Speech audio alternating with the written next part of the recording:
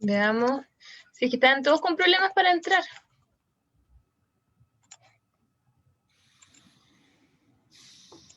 Entonces además estamos un poco atrasados. Y si puedes poner el distrito igual al lado de tu nombre, así como lo tienes, Felipe. Pati, hola. ¿Sí?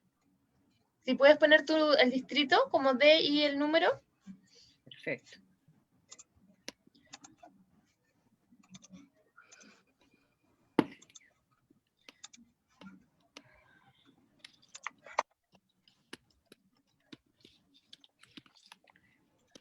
Ya.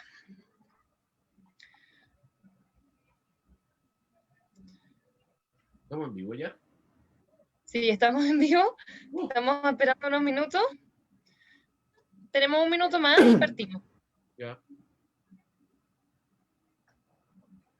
Hola, ¿qué tal? Hola.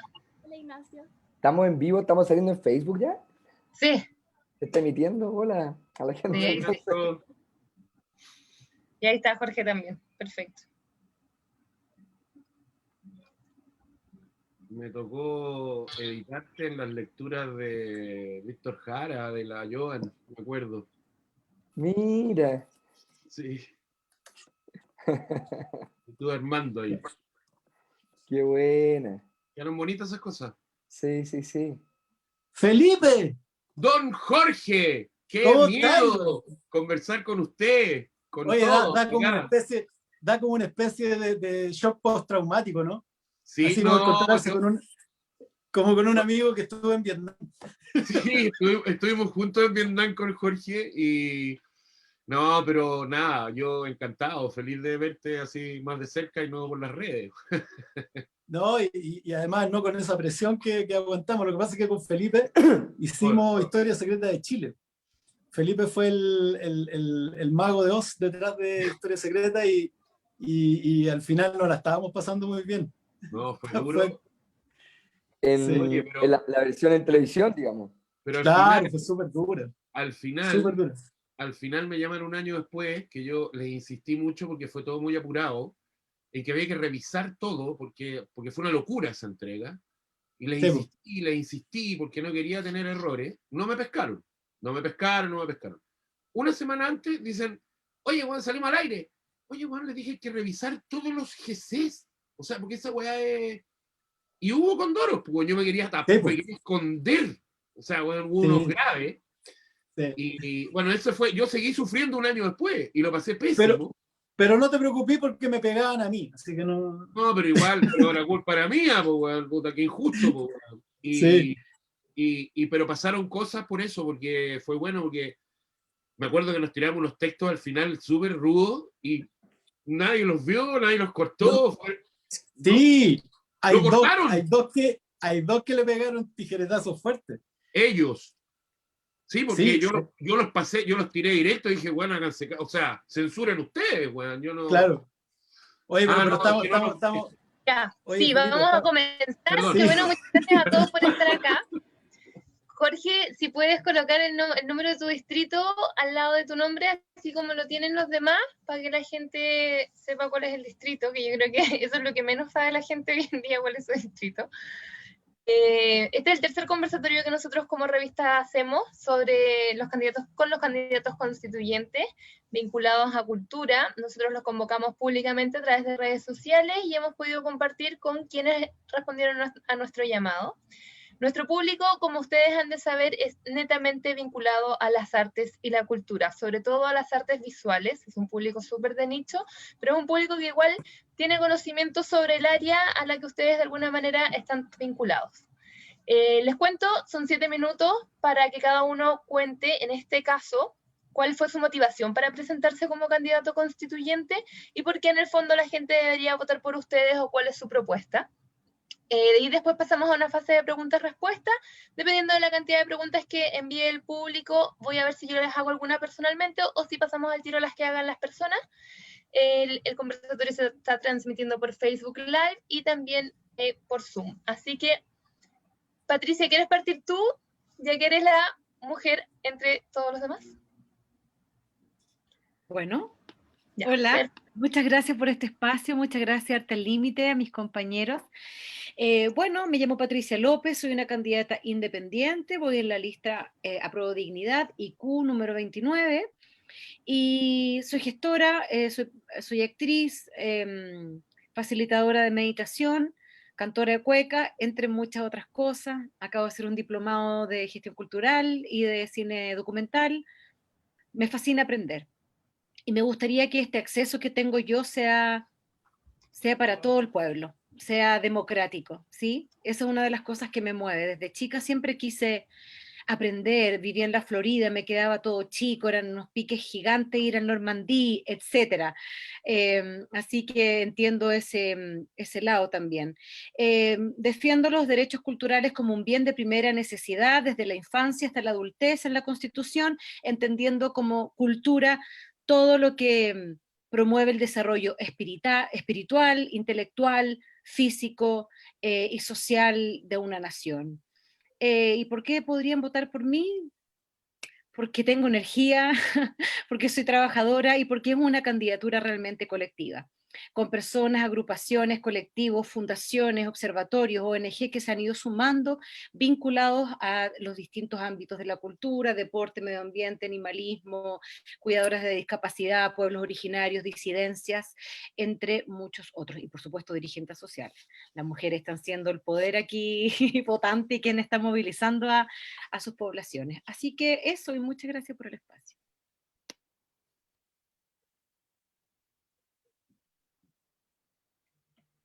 Gracias, Pati. ¿Felipe? Ya yo puse cronómetro, 7 minutos, harto. Después que Sí, te piden es todo el rato. bastante. Pueden hablar Claro, con menos, la no hay ningún lista, problema. bueno, uno siempre está en que son 3 minutos es poco, 7 minutos es mucho, es atroz. Pero bueno, soy Felipe Vera, voy por el distrito 11 en la lista ZT y soy el número 48, me han dicho mucho que lo diga, de Independientes por la Nueva Constitución. Básicamente yo estoy vinculado al mundo de la cultura desde mi oficio, que tiene que ver con el mundo audiovisual, con la televisión, más por obligación que por vocación. Sobreviví, yo trabajé en televisión mucho tiempo, pero también he hecho documentales y reportajes, etcétera. Tuve la oportunidad de hacer la Historia Secreta de Chile, segunda temporada, con Jorge, que estábamos comentando recién. Veníamos de Vietnam, no es fácil trabajar para la televisión abierta hoy día en Chile, que es un temazo, que también tiene que ver con la cultura, que tiene que ver con los medios de comunicación, de lo cual se habla bien poco y es bastante dramático, digamos, lo que está ocurriendo. Pero mi principal motivación, yo no soy experto en cultura, soy independiente, no soy militante político, viene de que creo que tiene que haber mucha diversidad en la Convención Constitucional y pensé, como un deber, que nos ganamos una puerta, puede ser estrecha, puede ser compleja, puede ser difícil, puede ser que no nos guste del todo, pero nos ganamos una puerta para poder soñar un país distinto, para poder construir un país distinto, y sentí la obligación como persona que vive en el país nomás, no como experto en nada. Es verdad que me interesa mucho la cultura, porque vengo de ahí, porque creo que tiene que tener un espacio que hoy día no lo tiene. Después podemos hablar de eso un poco, digamos, de cómo viene la Constitución, que yo ya creo que todos lo hemos hablado bastante, es bastante triste lo que dice, pero básicamente porque creo que tienen que haber personas, no me gusta común y corriente, como no me gusta, es como decir pan especial, pan corriente. Personas que habitan este país. Y me siento parte de esas personas. Por eso, esa fue mi principal motivación. Siempre digo que es como los que se sacan la chucha por llegar a fin de mes y sobrevivir y vivir bien en el país, tratar de sobrevivir en este contexto. Y desde el punto de vista de la cultura, bueno, nada, garantizarla. Creo que hay muchas alternativas, hay mucho que hacer. Hoy día en la Constitución ya todos sabemos que solo existe el derecho a la libertad para crear y el derecho a la propiedad intelectual. Eso es todo lo que dice la Constitución actualmente. Es bastante triste y pobre, digamos. Creo que la cultura, como decía la Pati, es mucho más grande, mucho más amplio y permea los derechos sociales que están interrelacionados. Sin derechos sociales no hay derecho a cultura, sin cultura no hay derechos sociales. Está todo súper amarrado. Es muy importante entender eso. Y entiendo la cultura también desde mi motivación. que la entiendo como la acción simbólica que uno hace todos los días. Cultura no es solamente la alta cultura, cultura no es solamente la cultura, la industria, que es muy importante y que yo sé que ha sido maltratada, en muchos países fue considerada esencial, pero no es solo eso, la cultura es comunidad. La cultura, uno hace cultura con su madre cuando revisa fotos de su vida, uno hace cultura con el vecino. Los cabros hicieron cultura cuando rayaron las calles. La cultura está porque es un simbólico muy importante cuando rayaron al señor Baqueano, digamos, y eso es cultura, es una expresión de una necesidad también que tiene que ver con una cosa social. Eso me mueve mucho, porque creo que porque está muy interrelacionada con todo lo que estamos demandando y todo lo que estamos buscando cambiar en el país. No quiero dar la lata. Llevo 4 minutos. Ya, muy bien, muchas gracias. Sí, soy Ignacio. respetuoso para que todos puedan hablar. Hola Elisa, hola Patti, hola Jorge, hola Felipe. Un gusto estar compartiendo este espacio con todos ustedes y con la gente que nos está viendo. Mi nombre es Ignacio Achurra, soy de profesión actor, estudié en la Universidad de Chile, acabo de terminar un magíster en artes en la Universidad Católica, me gradué hace 2 semanas, entre medio de toda esta locura hice mi defensa de tesis, así que estoy muy feliz y orgulloso de haberlo logrado. Tengo un historial personal de trabajo en organizaciones que tienen una mirada respecto al desarrollo de lo colectivo, al bien común. Fui dirigente estudiantil en la Universidad de Chile, fui dirigente de una movilización, me tocó negociar con el decano de la Facultad de Artes, con el rector en ese entonces. Estábamos en la prehistoria de los movimientos sociales que como que se signan en el año 2005, ¿no? Con la Revolución Pingüina, yo soy del 2002, estábamos en ese entonces enfrentando a la ministra de Cultura, ministra de Educación, Mariana Elwin, y habían 2 propuestas, ¿no? A propósito del tema educacional. El arancel diferenciado, que era hacer una distinción precisamente para los quintiles que tenían menos recursos respecto al pago de la universidad, y otra propuesta que era gratuidad, que empezaba a asomar este concepto. Y el gobierno de Ricardo Lagos nos respondió con la medida más neoliberal de todas, con un crédito, con un CAE, un crédito con aval del Estado. Además fui presidente del sindicato de actores y actrices de Chile, SIDARTE, hasta hace 1 año y poquito más. Y cuando vino esta energía social, cultural, esta energía de época, ¿no? que irrumpe en el espacio público e instala lo que se va a llamar el movimiento social, la revuelta, yo me sentí profundamente convocado, como muchas personas, a expresar nuestra sensación de que este paradigma social y cultural que habitábamos en Chile nos tenía agotado, nos tenía asfixiado, que sentimos que no permite el desarrollo de lo colectivo, de las comunidades, el desarrollo subjetivo, y que pone en todas las esferas del ámbito social al mercado, generando una distorsión precisamente de lo que es la vida en comunidad, de lo que significa pertenecer a una comunidad país. Estuve en Plaza Dignidad el día 1 haciendo expresiones artísticas, movilizándonos, estuvimos con Patti ahí, nos vimos más de una vez en las marchas, con Jorge también, nos encontramos en esa instancia.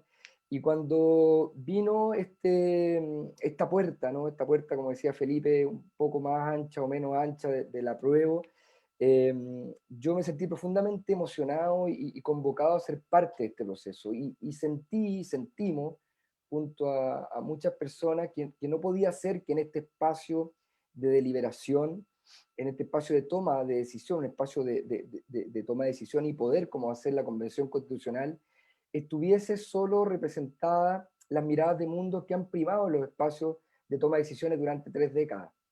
Abogados, ingenieros, economistas, que había que tener otras miradas de mundo. Y yo siento que desde mi experiencia en el trabajo sindical, en el trabajo estudiantil, yo soy profesor universitario, doy clases en diferentes universidades, desde mi experiencia como artista, como creador, como profesor, puedo ser un aporte en ese espacio. Y un aporte no solo en orden a abordar cuestiones de asuntos culturales, que por cierto, y ya quiero hacer una pequeña mención respecto a eso, sino que también a cuestiones que hoy día parecen de sentido común, ¿no? Yo llevo muchos meses recorriendo y hablando con las vecinas y vecinos del Distrito 14, organizaciones sociales, eh, recogiendo esa necesidad de hacer cambios profundos en las bases institucionales del país, ¿no? Y creo que hoy día tenemos esa posibilidad histórica de reestructurar no solo lo que se va a llamar el pacto social, sino cómo entendemos y distribuimos los espacios de poder, de toma de decisiones, y por tanto, cómo entendemos o actualizamos la idea de democracia en un Chile del siglo XXI. Y respecto a los derechos culturales propiamente tal, a mí siempre me gusta ponerlo en la perspectiva como de 4 patitas, ¿no? Una primera patita que tiene que ver con el acceso. Esto lo dice de manera bastante clara la UNESCO, ¿no? El acceso, la democratización del acceso a participar, al disfrute, al goce de la vida artístico-cultural, de las expresiones artísticas. Hoy día, en 3 comunas de Santiago se concentran 3/4 partes de las obras de arte escénica profesionales. Y eso da cuenta precisamente de la desigualdad estructural de este país en materia de acceso a la cultura. Una segunda patita que tiene que ver con el resguardo de los modos de vida cultural, o si se quiere, tradicionales. Y esto tiene cuestiones de orden medioambiental. Y yo doy un caso muy pequeño. En San Pedro de Melipilla, la agricultura familiar campesina, que es un modo de vida tradicional, cultural, está desapareciendo por la falta de agua. Y el agua se la está llevando la agroindustria, la gran minería, se la está llevando el monocultivo. Y eso ocurre porque hay un código de agua, y ese código de agua existe porque existe un artículo en la Constitución que permite la privatización de los derechos de agua. Tan importante para la cultura es la Constitución en un ámbito que incluso llega de manera indirecta. Una tercera patita que tiene que ver con si este país va a reconocerse de una vez por todas como un país intercultural, como un territorio en el que habitan diferentes pueblos, diferentes culturas y, desde mi punto, diferentes naciones, y por tanto reconocerse como un Estado plurinacional. Y por último, una cuestión relacionada con las diversidades culturales. Chile ha firmado un montón de tratados respecto a la protección y defensa de la diversidad cultural. Hoy día la riqueza de un país, de un Estado-nación, pasa precisamente por su diversidad, por su pluralidad, y creo que la protección de aquello, tanto en el ámbito educacional, con una educación intercultural, como reconocer esas diferentes manifestaciones comunitarias que conforman las diversidades culturales de un Estado-nación o de un país, me parece una cuestión fundamental y que también es de materia constitucional. Gracias, Ignacio. Dijiste varias cosas interesantes que podemos profundizar en unos minutos más a través de las preguntas. Jorge, ¿nos quieres contar tú? Voy a empezar a tomar el tiempo.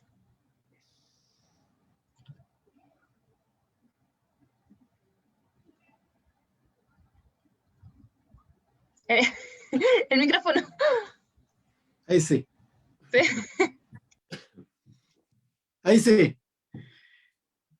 Bueno, la razón por la que uno entra a esta carrera o esta candidatura por la Convención Constitucional es multifactorial. En mi caso yo podría decir que estoy muy interesado por los procesos históricos de mi país desde chico, es donde he centrado mi trabajo como escritor, pero también hay un factor que es de orden emocional. Yo pertenezco a una familia que es de obreros, de albañiles, mi abuelo fue minero del salitre, mi abuela fue obrera textil, mis padres, mis tíos eran empleados explotados con pésimos sueldos, sin derecho alguno, y yo soy el primer egresado de la universidad de mi generación, de mi nivel.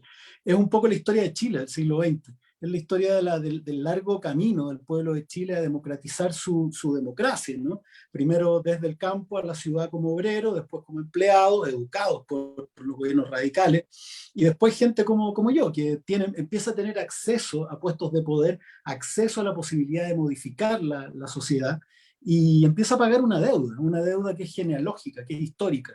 Yo me siento con la responsabilidad de intervenir en un proceso para cambiar el país que mis abuelos nunca vieron, ¿no? Cambiar y legarle a mis nietos lo que mis abuelos no pudieron conocer. Es un precioso regalo, es un privilegio y es un deber enorme que esta generación tenga la posibilidad de regalarle al futuro el Chile que soñaron nuestras familias y que nunca tuvieron. Yo creo que mi motivación viene de ahí, de una responsabilidad histórica bien fuerte, un peso bien bonito que uno tiene en los hombros de cambiar el país desde abajo, ¿no? Desde abajo. Esto es lo que nos dice el 18 de octubre. Es un Chile que clama desde abajo, no desde las élites. Y con respecto a cultura, yo creo que es maravilloso estar hablando de cultura siempre cuando hablamos de la Constitución, porque la Constitución debería ser un producto cultural. En un sentido súper simple, la cultura es lo que hace un pueblo, es las formas en que un pueblo se expresa y que otro pueblo no puede hacer porque es distinto, ¿no? Si en un pueblo, si en un territorio hay solamente tierras azules y hay solamente arcilla, ese pueblo va a producir maravillas con arcilla y tintes azules. Otro pueblo va a producir otras cosas, ¿no? El nuestro se expresa a través de cuestiones bien particulares, sobre todo por nuestra condición geográfica. Y una constitución tiene que ser un producto cultural, en el sentido de que se tiene que parecer a su pueblo. Y el gran error de la constitución del 80 es justamente ese, es el experimento extranjerizante de un grupo de técnicos educados afuera que intentaron instalar, no, de hecho lo hicieron, un modelo que no tiene nada que ver con nuestra cultura. Es un modelo individualista, que entiende el individualismo como motor del desarrollo. Que seguramente en Holanda, donde hay igualdades, donde hay equidades, ¿no? Esta cuestión funciona al descueve. Pero en Chile adoramos la comunidad, nos encantan las mingas, nos encantan o sea, trabajamos en ollas comunes, nos gusta el trabajo comunitario, tenemos un sentido de familia amplia y el individualismo no nos anda.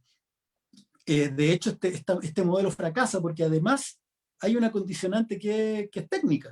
La igualdad funciona, o sea, la posibilidad de resolver tus propios problemas individualmente funciona si hay igualdad, si todos tienen la posibilidad.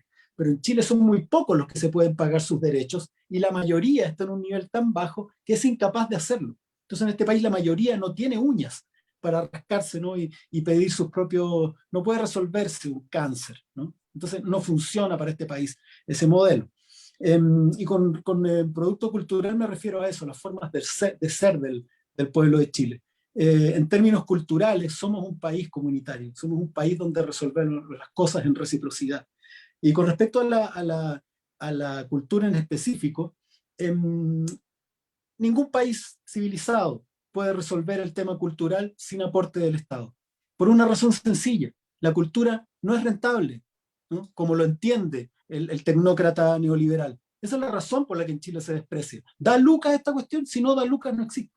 Es como, por lo mismo en Chile no hay investigación científica. ¿Da lucas la investigación? No, pues, mejor comprémosla afuera. ¿Da lucas la cultura? ¿Para qué sirve un poema? ¿Para qué sirve un cuadro? ¿Y para qué sirve estudiar danza, viejo? ¿Cuánto te da plata eso? Con ese paradigma, nosotros hemos exiliado a la cultura a los estratos más bajos de las preocupaciones de esta nación, entendiendo que cultura es lo que es un pueblo, es el alma nacional. Hay que reivindicar, desde mi punto de vista, al Estado como el encargado de proteger, de fomentar y de subvencionar la labor artística, porque es lo que nos da identidad, es lo que nos sostiene como pueblo. Cuando tú quieres hablar afuera de Chile, hablas de la Violeta Parra, de Pablo Neruda, de Roberto Mata. Hoy día hablas de las tesis, hablan de las expresiones culturales, de lo que Chile, de lo que somos.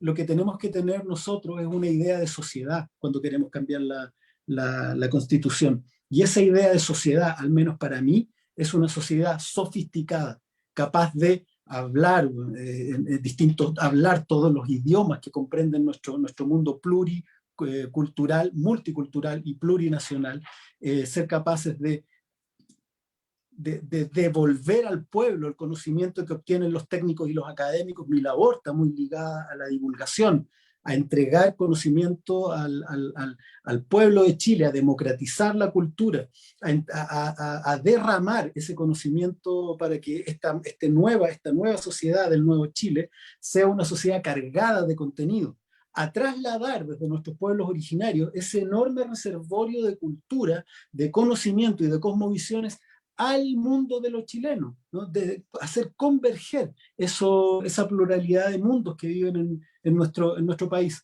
En el fondo, la cultura tiene que volverse en el futuro en la vestimenta de nuestro país, tiene que estar promovida, subvencionada por el Estado tiene que garantizar el acceso de todos a esa cultura y por supuesto tiene que también proteger el patrimonio. Y para cerrar, entendiendo patrimonio no como edificios o bienes, sino también, como decía Ignacio, la cultura de un pueblo, patrimonios intangibles, conocimiento, formas de expresión cultural, ¿no? En el fondo lo que somos, si no es más que eso. Gracias, Jorge. Oye, estás como con el cronómetro prendido, ¿no? Porque estuviste unos 7 minutos ras. Te pasaste. Voy a hacer una Acá está, pregunta. mira. Sí, ya muy bien. Voy a hacer una pregunta que ha salido en los conversatorios anteriores y que ha sido sumamente interesante respecto a la educación. Y a cuál es el vínculo que ustedes ven entre educación y cultura. Y no sé quién quiere partir. Puede partir, Pati, quizás tú, vamos como para, ya que partiste tú al comienzo. Son Oye, 4 yo no personas, caché que vamos a era tratar tanto de tiempo. hacer respuestas breves para que podamos alcanzar a contestar todos. Oye, pero derecho a réplica, porque yo la hice muy corta y no caché que era 7 minutos. Unos 2 Perdón. minutos Pensé, más. estoy acostumbrada a estos debates horrorosos, como 1 minuto para explicar quién eres. Como, perdón. Cultura, educación, tremendo tema. Y claro, es una de las patitas de este Tratado de Friburgo al que se refiere Ignacio Churra del 2007, muy hermoso y muy inspirador también para este proceso donde se sistematizan los derechos culturales recogidos alrededor del mundo. Claro, y uno de ellos tiene que ver con el acceso a la educación. Es muy vasto. Primero tenemos que pensar qué es la educación, cómo vamos a configurar la educación, que no debería ser solo un desarrollo intelectual, sino que un desarrollo integral, holístico, es la palabra que se utiliza ahora, ¿no? Por supuesto que las artes ahí, todo el mundo, sabes que todo el mundo aquí, mi distrito es el 8, ¿ah? Junto con ansiar una vivienda digna, que es una de las mayores preocupaciones, es el acceso a la cultura, algo que añora el pueblo. Y bueno, primero, ¿cómo pensar esta educación? Estaban debates también de educadores y ellos sienten que necesitan también cultivarse en muchos otros ámbitos para poder entregar otro tipo de conocimientos a los niños y niñas.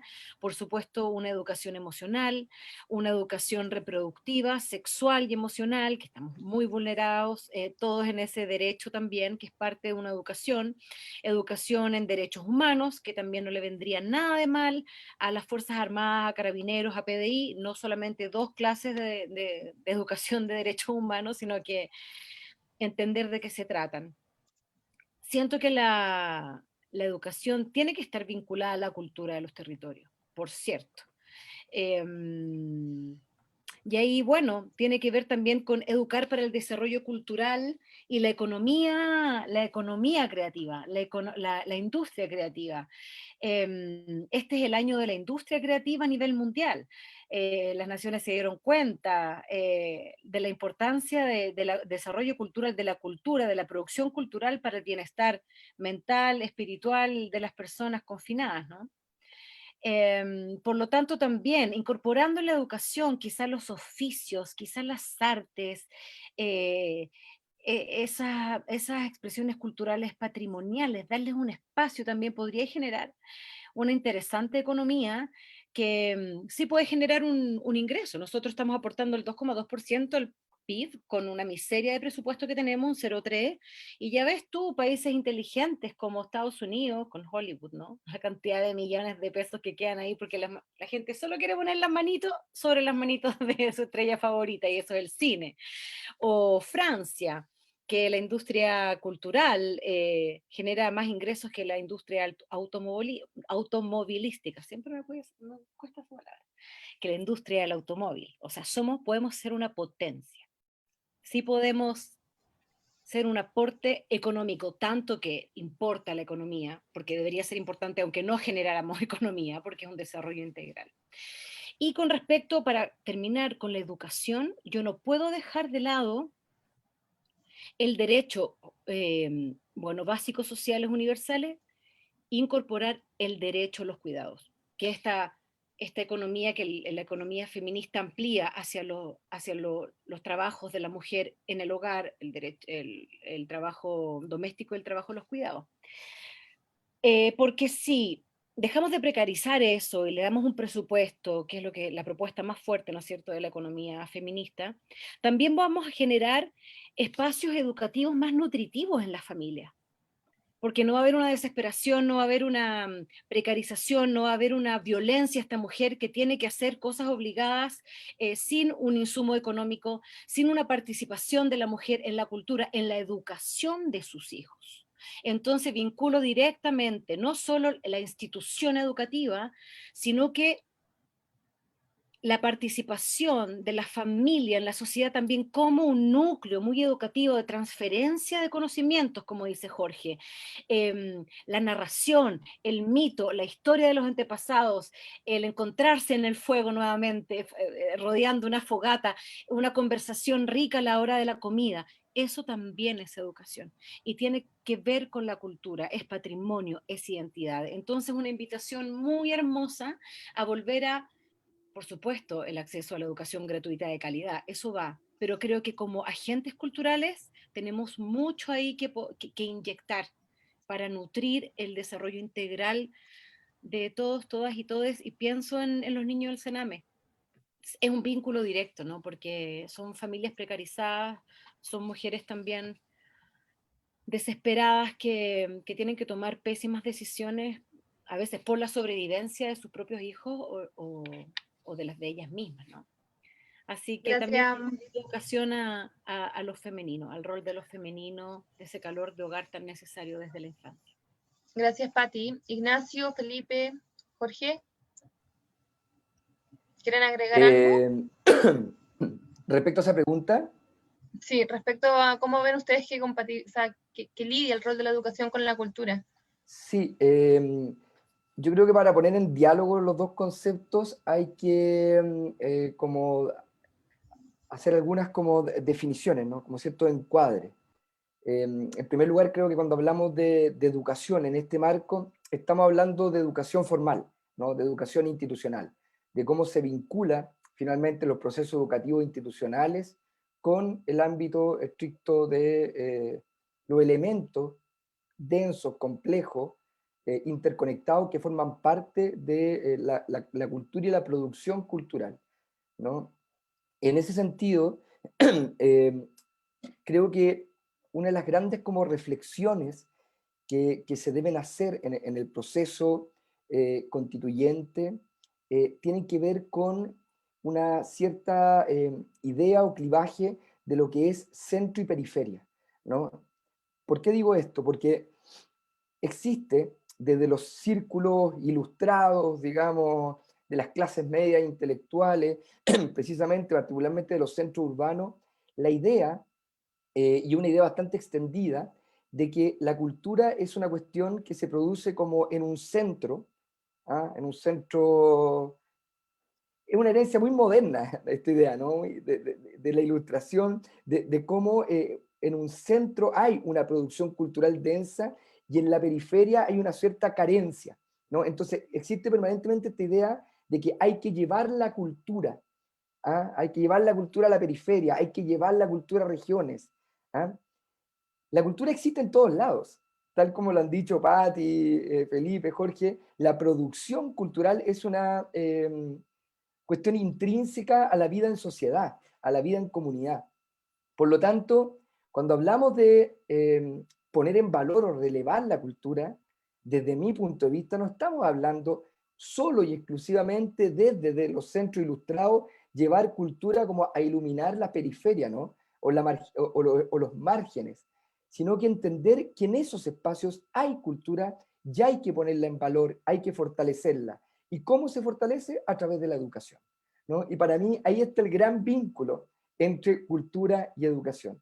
Y cuando me refiero a cómo la fortalecemos, desde mi perspectiva, tenemos que entender que una de las cuestiones que ha carecido precisamente nuestro sistema educacional históricamente es de la libertad educativa, y no entendida como la entiende la actual Constitución, que es esta falsa libertad, como decía Jorge, ¿no? De elegir entre dos sistemas, un sistema público y un sistema privado, cuestión que solo tiene, no sé, un 15, un 20% de la población y el resto va a la educación que le toca, ¿no? Por lo tanto, no hay ninguna posibilidad de elegir realmente. Entender la libertad de enseñanza como la autodeterminación de las comunidades para poner en valor los elementos que forman parte de su tejido cultural. Y ahí creo que en materia constitucional tenemos mucho que hacer. Tenemos que ser capaces de garantizar que los proyectos educativos no vengan únicamente diseñados desde un centro ilustrado, sino que puedan hacer carne las complejidades de los tejidos, la densidad cultural, local, territorial y comunitaria. Ay, sí, gracias, Ignacio. Felipe, ¿quieres agregar algo? Tu micrófono. Está difícil complementar a estos chiquillos porque está, bueno, nada, no puedo estar más sintonizado con lo que están diciendo. Nada, reforzar la idea de comunidad y lo que dice Ignacio, que me parece fundamental, digamos, que además es un tema, me voy un poco latero, jurídico complejo, digamos, porque en este país hoy día la Constitución y los acuerdos que tenemos que podemos, porque un tema de la cultura es cómo se hace exigible también. O sea, no basta con garantizarla en la Constitución, sino que va a haber que hacerla, buscar mecanismos que la hagan exigible, que es clave. O si no, pasa lo que hablan mucho de la letra muerta, ¿no? Si no tenemos mecanismos y no construimos redacciones que hagan exigible los bienes, los derechos sociales y la cultura, vamos a seguir igual. Por lo tanto, ahí hay un tema súper potente que es un cambio de foco, digamos, porque hoy día la única exigibilidad judicial es individual. Entonces tenemos que proteger, desde el punto de vista cultural, la exigibilidad judicial comunitaria. Voy a poner un ejemplo bien que todos vimos, que fue, ¿se acuerdan de los pijamas Selman? Los pijamitas Selman que sacaron, bueno, ¿cómo defendíamos de que eso pertenecía a una comunidad que era la Selman? No había cómo. ¿Quién iba a defender eso? Bueno, ese es un temazo que es muy importante.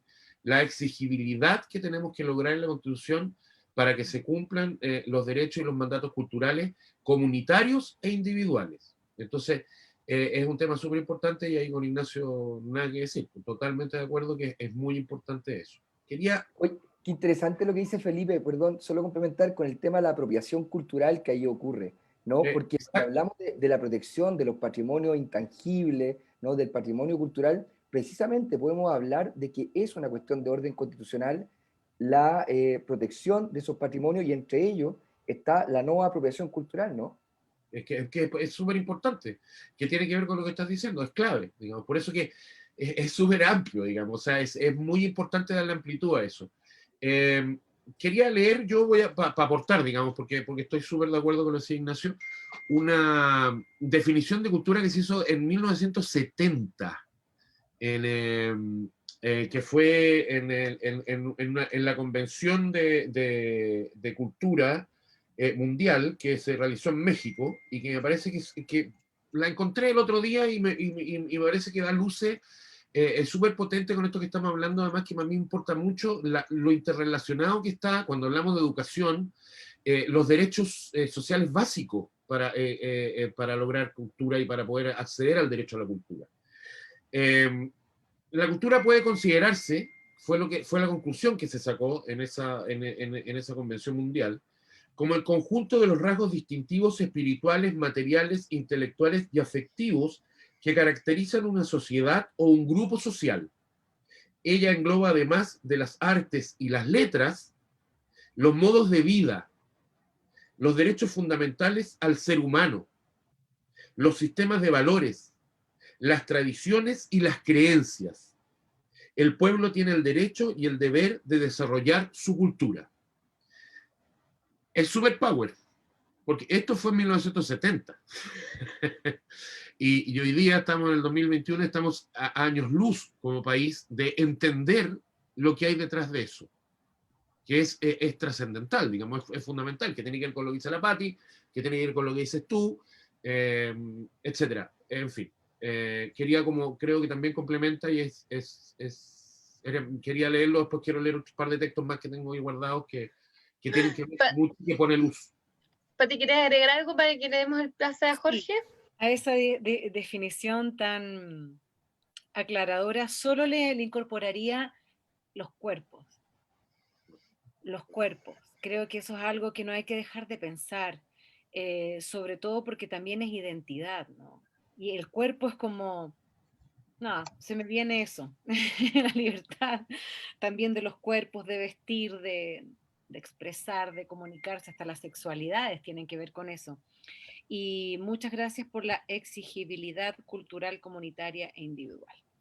Eso. Oye, cortito, antes que entre Jorge, que quiero, cortito, es que se me van las cosas y se me ocurren otras y quiero decirlo todo, entonces me desespero. No articulo tan bien como Jorge, que se tira todo en 7 minutos ahí ordenado. No, que hay una cosa súper importante que tiene que ver con lo que hizo Jorge. Quiero como reflejarlo, digamos, en esto de que también hay una apropiación, lo que decía Ignacio, de la historia, de un grupo pequeño. También tiene que ver con asegurar el acceso, también tiene que ver con la educación, también tiene que ver con tener otras lecturas de nuestra memoria, de nuestra historia. Desclasificar, como le gusta decir a Jorge, mostrar otra mirada de la historia, ¿no? Porque finalmente las constituciones y los pactos sociales que hemos tenido han sido controlados por un grupo de la élite que han contado una parte de la historia. Entonces es muy importante el ejercicio que hizo Jorge, que debería hacer muchísimo más. Y eso es parte también de la educación y de la cultura. Abrir esa caja, ¿no? Y porque le pone otra mirada al clivaje, a la manera en que leemos nuestra memoria, en que leemos nuestra historia. Eso. Gracias, Felipe. Jorge. Sí, no, lo que nosotros queremos en realidad es una mejor sociedad, ¿no? Queremos una mejor sociedad. Una sociedad se construye cuando una persona ya no es un individuo, sino que pertenece a una comunidad. Pertenecer a una comunidad es generar interdependencia. Por ejemplo, yo fabrico zapatos, pero tú cultivas trigo. Tú me das comida y yo te doy zapatos. Cuando esto crece, el principal problema que aparece es el de la distribución. El gran problema en la sociedad es la distribución. Cómo todos se entregan todo con todos para que todos tengan los beneficios de todos, ¿no? Y en este caso, que estamos hablando de la distribución de las riquezas, ¿no? Hay un tema bien particular con la cultura porque todavía, a pesar de que perseguimos, ¿no?, la idea de la equidad, no hemos logrado, pero ni con mucho, alcanzar la democratización de la producción cultural. Muy pocas personas acceden, muy pocas personas ven, muy pocas personas, no solo eso, muy pocas personas perciben y mucho menos entienden y decodifican, son capaces.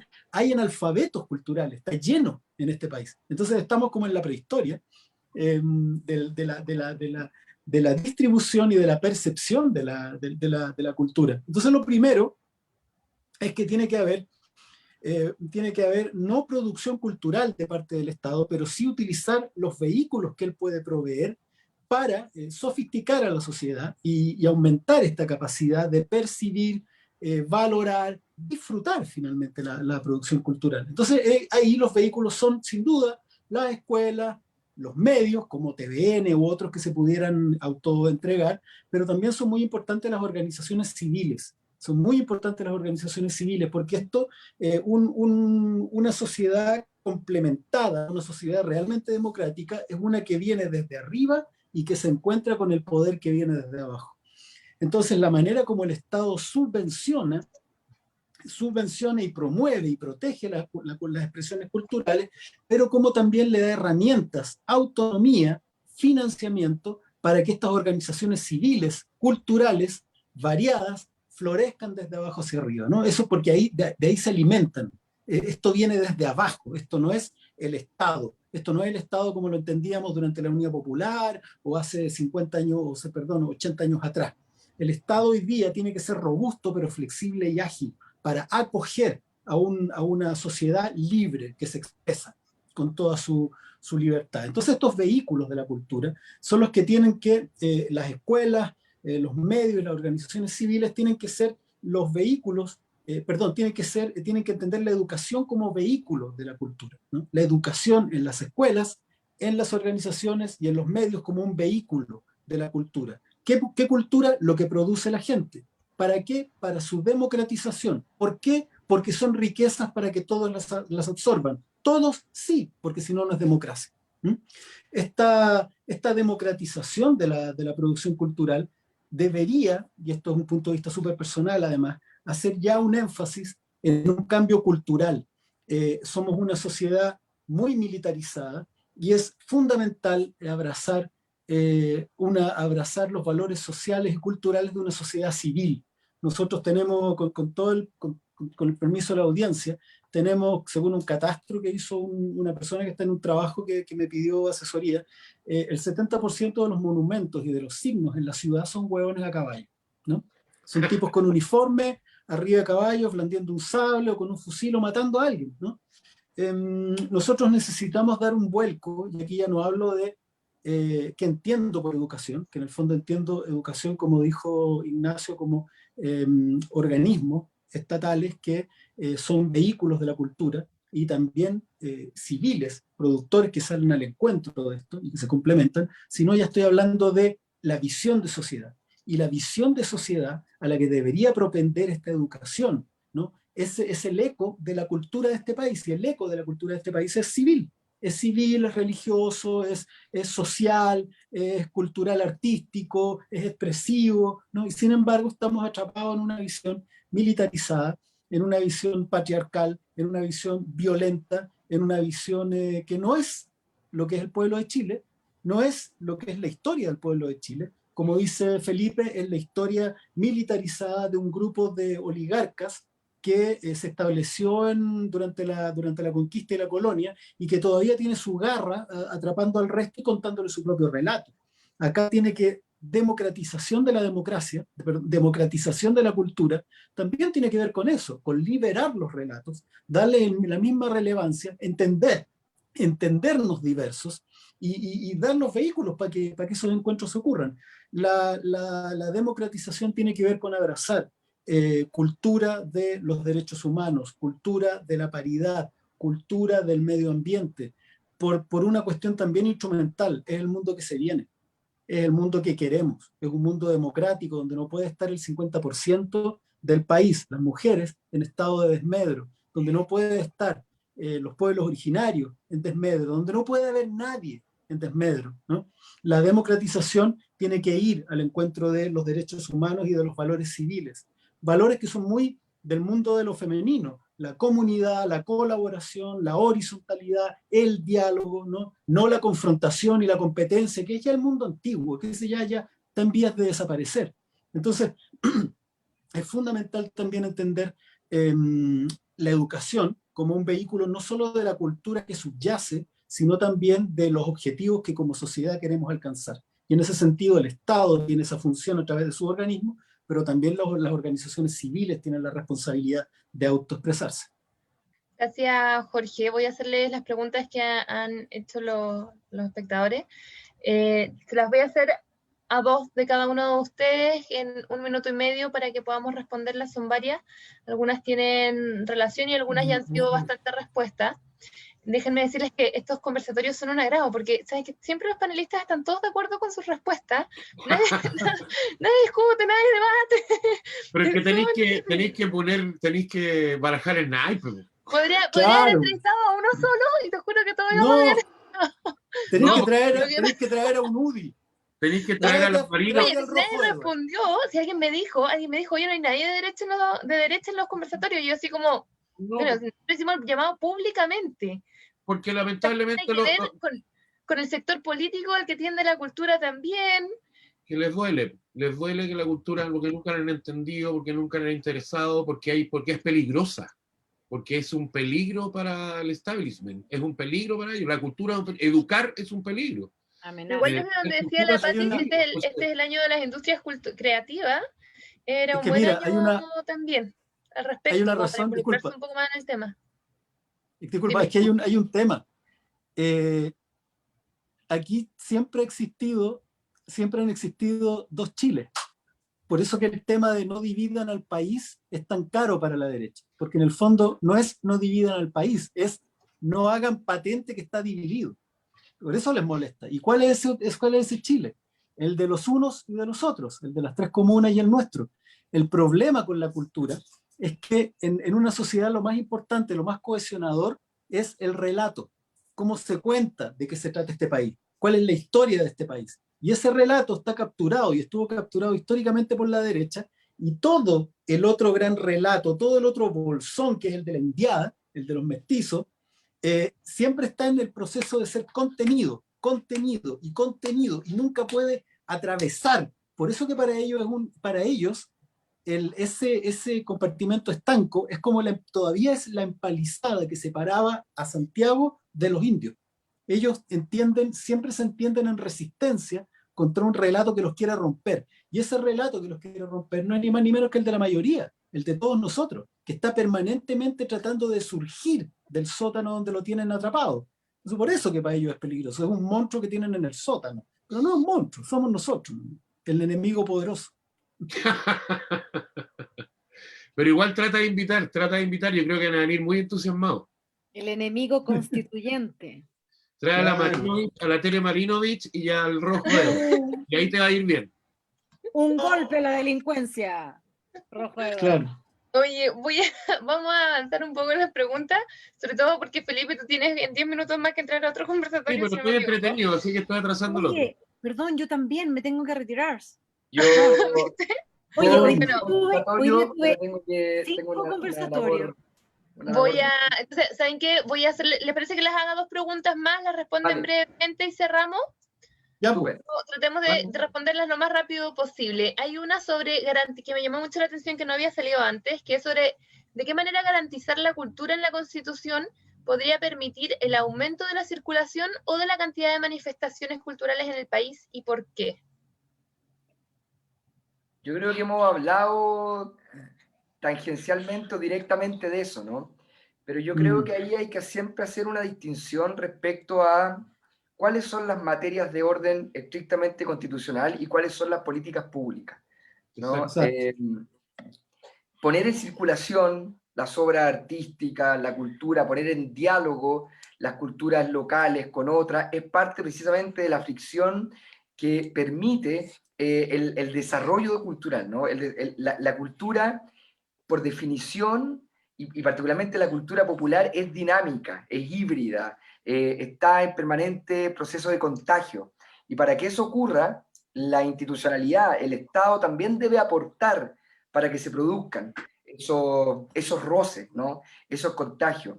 Pero eso es materia de política pública cultural, ¿no? Lo que nosotros debiéramos asegurar a nivel constitucional tiene que ver precisamente la puesta en valor y la relevancia de esas culturas locales, comunitarias, territoriales, entender la densidad y la complejidad del concepto de cultura, que lo hemos tratado ampliamente en este conversatorio, y desde ahí, digamos, desde esa llave abierta, es que nosotros podemos empezar a pensar otras políticas culturales que empiecen a entender que la circulación, que los contagios, que los tránsitos, que las hibridaciones culturales forman parte estructural de la riqueza y del desarrollo humano, subjetivo y comunitario de una sociedad, y que por lo tanto en estos paradigmas que relataba muy bien Jorge, ¿no?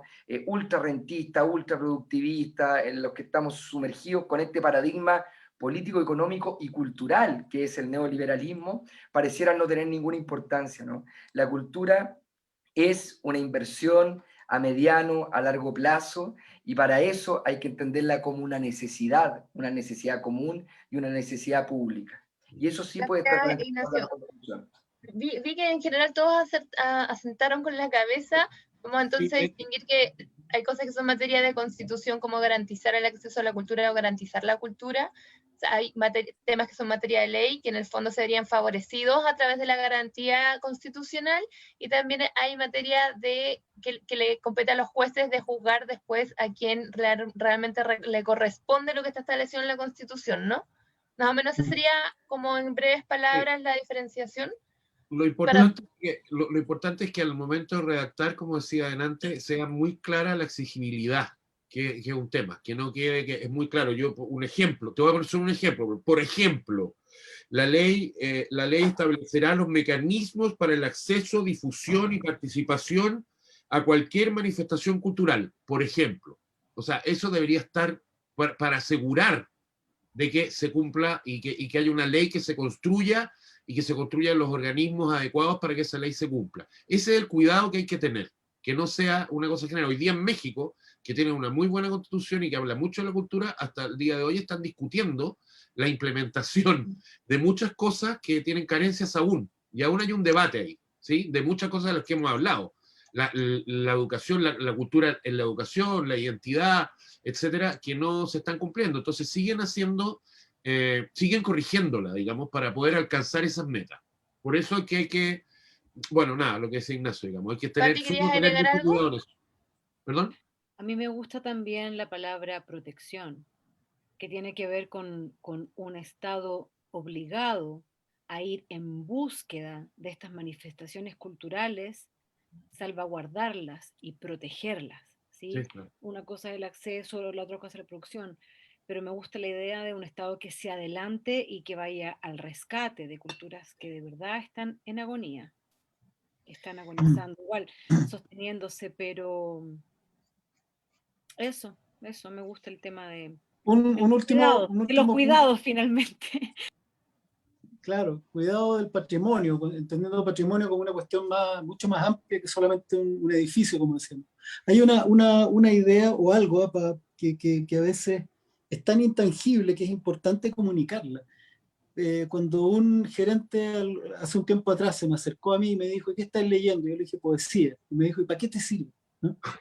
Y, y claro, yo lo entiendo porque el modelo neoliberal reduce todo a rentabilidad. Ese es el gran corrosivo del modelo neoliberal, que ya no se pregunta si estás sanando bien, sino que tan rentable es tu clínica y solo así sobrevive. Y en ese paradigma, en esa idea, por supuesto que el arte no resiste. El arte no resiste porque no es rentable. O sea, un neoliberal iría a un grupo de teatro experimental y le diría, oye, pero móntate la pérgola de las flores, ¿cachai? Y ahí vaya a ganar plata. Entonces, no hay posibilidad de experimentación, no hay posibilidad de búsqueda, no hay posibilidad, es como, yo repito, es como la experimentación científica, ¿no? Te preguntan, ya, pero ¿qué estáis haciendo? Y la mayoría de los científicos e investigadores del mundo no tienen ni idea de lo que están haciendo, porque están investigando.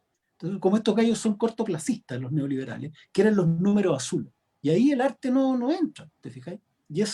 Cuando uno entonces quiere explicarle a estos gallos por qué el arte igual es bueno, es súper importante entender que una sociedad que a lo mejor habla 3 idiomas, sus neuronas hacen otro enlace. Si todos los niños de este país salieran de cuarto medio tocando un instrumento musical, te aseguro que tienen otras formas de conexiones neurológicas, otras apreciaciones, alguien que además hace teatro, que paseémonos por lo que se entiende por arte, ¿no? Y expresiones artísticas. Una persona, y con esto cierro, una persona imbuida, atravesada por manifestaciones artísticas, un pueblo atravesado por manifestaciones artísticas, estoy seguro que resuelve mejor sus conflictos, que es más dialogante, que ve las cosas de puntos de vista distintos y que es capaz también de ser más creativa y más imaginaria, si es que lo queremos ver en términos como de utilidad también. Eso nada más. Para cerrar, Pati, respondes tú y después Felipe, que son los que se tienen que ir más pronto, y agradecería que realmente den una respuesta. Mira que todos los otros han sido bastante esquivos. ¿Les interesa mantener una carrera en el caso de no salir como elegidos candidatos constituyentes hacia el Congreso, ya que están además en su distrito?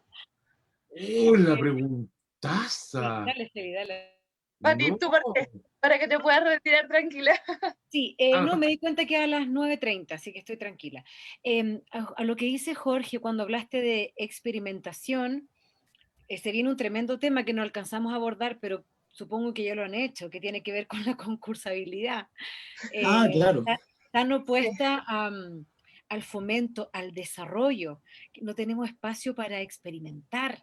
Pocas compañías, pocos artistas tienen ese espacio para perderse y buscar, y cuánto más rica sería nuestra producción cultural si no solo tuviéramos 3 meses para ensayar, producir y montar nuestros trabajos.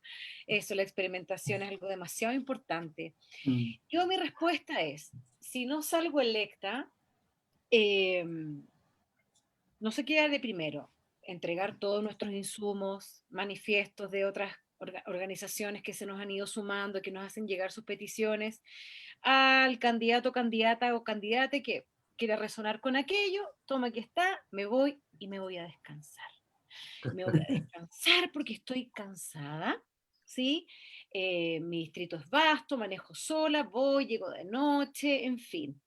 Harto estudio, ¿no es cierto? Hoy día tuve 5 de estos conversatorios que adoro, pero creo que nosotros que nunca habíamos hecho una campaña política nos encontramos con algo y tuvimos que improvisar y crear, mucha creación. Descansaría y luego yo creo que, no creo, lo que haría definitivamente es retomar un tratamiento de fertilidad que dejé en pausa por este proceso, porque me hacía mucho sentido colaborar en la sociedad en la que quiero vivir o probablemente mi descendencia habite esta sociedad y me pareció lindo contribuir para que sea una sociedad más equitativa, más justa, más pacífica, más armoniosa, donde todos tengamos un espacio, que se genere un desarrollo económico en equilibrio con nuestro vínculo con el medio ambiente y los derechos sociales que tanto necesitamos. Así que creo que ese es el orden de las cosas. Y carrera política, no sé, fíjate que siempre desde jovencita a mí me gustaron mucho las agregadurías culturales. Eso lo encuentro lindo, pero con presupuesto, eso sí, ¿no? No con la pobreza y la autogestión. Pero eso creo que colaborar con los compatriotas que están allá generando sus cosas y ser un vínculo cultural con el país, creo que es algo lindo. Eso, Muchas gracias, no tengo Pati. ninguna ambición política. Felipe. En principio, absolutamente no. Yo esto lo hice por 2 razones. Una, la que puse al principio, digamos, y la segunda que no, que voy a expresarla ahora, que hay un poco, unos minutos, que es una conversación que tuve con Jorge en una van, una vez que íbamos a grabar, de la cual probablemente él no se acuerda, en donde hablamos de que mi generación no había participado mucho en espacios de poder, yo tengo 53, por decepción, por lejanía, por no querer saber nada de algo que no se cumplió. Con esto no quiero ser así como a los 30 años que hablen callando. No, yo creo que sí, se lograron cosas, pero había una decepción profunda, algo que no funcionó, algo que no cuajó, que tenía que ver con un espíritu, con un alma, con una mirada. Entonces ahora me surgió este juego, la Constitución sí es aquí sí puedo pagar, saldar esa deuda, si es que puedo hacer un aporte. Y lo hice por eso. Como decía la Pati, estoy más cansado, me ha costado por varias razones hacer campaña en terreno, por lucas, porque no he tenido plata para imprimir nada, etcétera, etcétera, pero me he hecho puré la cabeza leyendo, estudiando, un montón que ha sido precioso, muy bonito. Creo que no tengo mucha pasta política, creo que no sé. Y no lo descarto porque nunca sabe lo que va a pasar en la vida, pero me gustaría volver un poquito con una nueva mirada quizás a ver qué hago con la vida, qué cuento ahora, qué relato hago ahora que aporte, ¿no?, al país y lo que haya servido esta reflexión o este estudio también, igual que la Pati. Tomen, aquí está, que yo creo que hay gente muchísimo mejor y con la que yo sintonizo también, ¿cachai? Entonces, como también me ha pasado eso, ¿no? Como que lo que te decía al principio, antes que entraran, de que hoy día la discusión es otra, hoy día la discusión es de que las personas miren quiénes son quiénes, porque todos están diciendo cosas muy parecidas y es del terror. O sea, yo hay conversatorios que de repente me aburro porque escucho que todos dicen lo mismo y yo no quiero decir lo mismo. Entonces, en el fondo hay que pegar una mirada más profunda. O sea, la gente va a tener que informarse en este contexto de mierda en que hicieron estas elecciones, está bien, pero hagan el esfuerzo, porque la discusión está ahí ahora. Es quiénes son quiénes, más bien, porque los discursos por arriba están todos muy parecidos. En cultura no, porque estoy de acuerdo, la derecha ni siquiera habla. No le importa un carajo, parece, porque no escuchaba a nadie de la derecha decir nada de cultura. Así que no, en principio volver a mi casa y ver qué hago para adelante. Pero no nunca diga nunca jamás, porque después me lo van a cobrar. No, sí, el meme va a ser, pero increíble. Sí, claro. Por eso no. Esto no prendió, chiquillo, no quiero que me pase. Jorge. A mí lo que me gusta es que este proceso constituyente lo que ha hecho ha sido gatillar las ganas de participación política de una enorme masa de gente que estaba desilusionada de la política, como Felipe. Entonces mi esperanza es que de esta tremenda oleada de gente interesada en política, porque finalmente lo que están haciendo es política, salgan los líderes nuevos que necesitamos, ¿no? Las personas nuevas que tienen que hacer el recambio, los que tienen que venir con ideas nuevas, con espíritu nuevo, con una ética nueva, que es lo que más, el problema real que tiene hoy día la política es ética, ¿no? La ética de la ayuda, la ética de la solidaridad, la ética el político necesita eso, si finalmente la persona que entra para cambiar, para mejorar la sociedad. Y eso tiene que tener un compromiso ético. Los principales héroes políticos que tenemos en nuestro país son héroes éticos, ¿no? Como Clotario Blest, como Salvador Allende. Va más allá de su ideología. Es la manera como se plantearon frente al problema de la desigualdad y de las carencias de los más débiles. Desde mi punto de vista, yo tampoco tengo idea, pero sé que todos los que estamos involucrados en esto estamos ya haciendo política. Si esto va a continuar en algunos u otros, en la forma de una carrera, yo creo que yo tengo mi cabeza puesta hoy día en esto y al igual que los otros compañeros estamos dejando las patas en la calle porque creemos en esta cuestión, ¿no? Y tenemos lo que a mí más me gusta es que yo percibo ese olor a ética, ¿no? Detrás de lo que se está peleando y de las personas. Así que, no sé, a lo mejor. ¿Tú, Ignacio?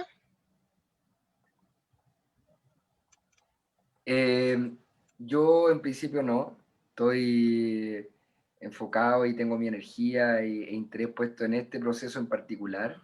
Me interesa mucho la cuestión pública y no tengo idea que venga para adelante, pero hoy día no estoy pensando ni tengo un diseño electoral de que si me va más o menos no sé qué oposición no estoy en eso y como que se llama, estoy muy concentrado y abocado a este proceso, muy entusiasmado con lo que significa potencialmente formar parte de la Convención Constitucional.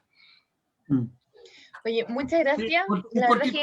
Un cortito para no quedarme atravesado con una cosa que a propósito de lo que dijo Jorge, que es súper importante. Una de las cosas que me tiene contento a mí también es cómo yo siempre me preocupó el tema del tejido social que la dictadura lo destrozó. Y me parece increíble cómo en un año ha progresado en el tejido social de los 30 años. Es impresionante y eso me parece muy positivo y eso es clave, el tejido social. Y estos conversatorios, y efectivamente lo dice Jorge, estamos haciendo política y me encanta que la gente haga política. Y me encanta que estos conversatorios existan, y eso tiene que ver con el tejido social y tiene que ver con una recuperación del valor de la política, ¿no? Ética y compartida, de todas y todos, ¿no? Del vecino, del que viene, el que escucha, eso hay que mantenerlo y por supuesto ese entusiasmo lo voy a mantener y todos tienen que mantenerlo, digamos. Tenemos que hacer política todos los días, hacemos política todos los días y eso hay que metérselo en el mate. Absolutamente de acuerdo contigo, Felipe. Creo que por eso me ha gustado preguntarle a los candidatos si es que estarían dispuestos a después presentarse como una candidatura en el Congreso, porque tal como dijimos hace unos minutos atrás, hay cosas que son temas de constitución y hay cosas que son temáticas de materia legislativa, que es donde en el fondo, por cultura sobre todo, siendo honesto, con el espacio que le van a dar en la Constitución para debatir de cultura, va a ser después, en el ámbito legislativo, donde seguramente vamos a tener más cosas para poder hacer y pelear, ¿o no? Y pedir. Jorge, sí. Lo último. Yo creo que